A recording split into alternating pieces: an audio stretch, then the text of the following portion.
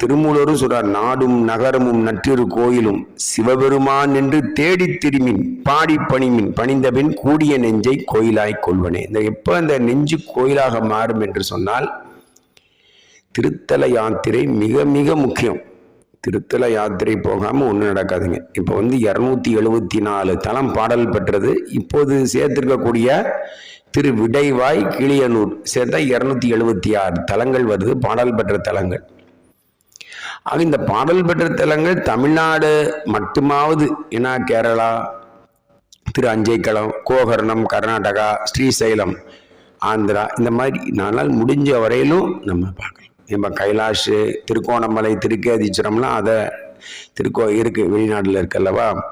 முடிந்த வரையிலும் நம்ம ஊரில் இருக்கக்கூடிய சிவாலயத்தாவது பாடல் பெற்ற, அதாவது பாடல் கிடைக்கப்பெற்ற, நிறைய பாடியிருக்காங்க, ஆனால் கிடைக்கப்பெற்றதாவது பார்க்கணும் இல்லையா. அதெல்லாம்